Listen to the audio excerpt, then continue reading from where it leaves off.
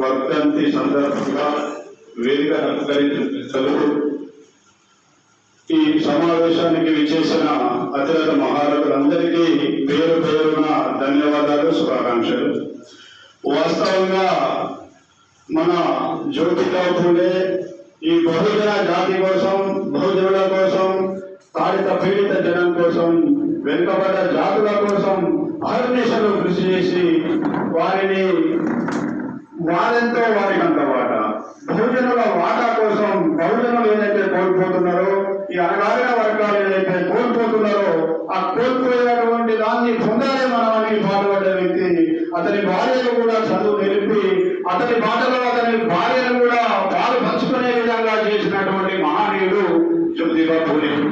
ఈ విషయాన్ని ప్రమాణమి 135 సంవత్సరాల నుంచి పోరాటం చేస్తున్నప్పటికీ ఇప్పటి వరకు కూడా ఈ బహుజన వర్గాలకు న్యాయం జరిగింది అంటే నేను ఒప్పుకోను. నేను పెండల సంపత్ పటేల్, తెలంగాణ రాజ్యాధికార పార్టీ వరంగల్ జిల్లా ప్రెసిడెంట్ గా ఉన్నాను.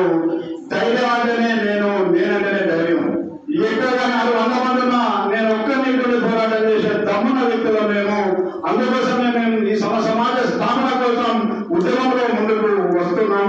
దానికి కమ్యూనిస్టుల ఆడగాడలు, బహుజనుల ఆడగాడలు తీసుకొని ముందుకు పోవాలని ఆలోచన. అన్న ముచ్చట 135 సంవత్సరాలు గడుస్తున్నప్పటికీ మనం ఇంత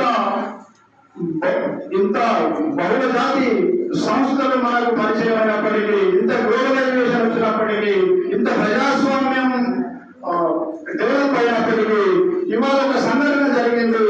దళిత బిడ్డ లేదు బహుజన జాతి బిడ్డను కొన్ని వర్గాలు ఈ రాజ్యాధికారం వైపు వద్దామని చెప్పి మూత్రం లాగించిన సందర్భంలో ఈ రోజు అంటే 135 సంవత్సరాలు గడిచినప్పటికీ ఇంకా బహుజనులకు న్యాయం జరగలేదు.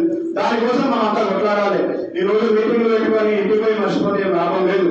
కాబట్టి ఒక పందా కావాలి, ఒక రాజ్యాధికార స్థాపన కోసం నడుపు బహుజనులంతా ఏకమై ముందుకు పోతే